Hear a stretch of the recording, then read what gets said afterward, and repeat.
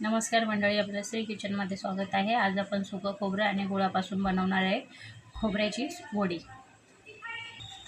त्याच्यासाठी लागणारं साहित्य 200 ग्रॅम खोबरं आणि 100 ग्रॅम गूळ।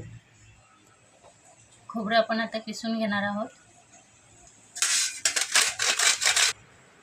खोबरं किसून झाले, आता गूळ वितळून घेऊया। कढई तापून घेतली आहे, गूळ वितळायला घ्यायचा आहे। तर त्याच्यात थोडंसं तूप घालून घ्यायचं खाली लागू नये म्हणून। आता त्यात गूळ घालून घ्यायचा आहे तुपामध्ये। गूळ वितळायला लागलाय, अजून थोडासा वितळू घ्यायचा आहे।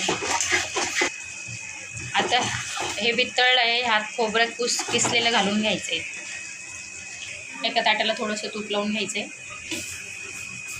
आता ताटाला तूप लावून घेतलंय, हे गूळ आणि खोबरं मिक्स केलेलं ताटात पसरवून घ्यायचं आहे।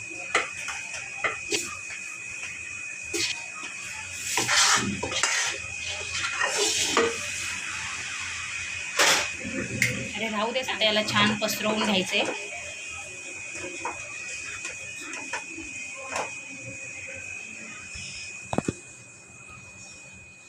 ठेवायचे 15 मिनिटं, थंड झालं की वडी काढून घ्यायची। आता छान असं ताटात पसरून घेतले आणि गरम मध्येच त्याला कट मारून घ्यायचे आणि थंड झाले की वडी काढायची।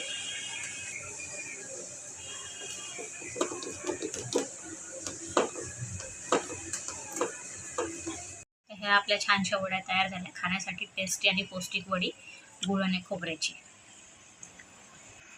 व्हिडिओ आवडल्यास लाईक, शेअर आणि सबस्क्राईब करा आणि कमेंट करायला विसरू नका।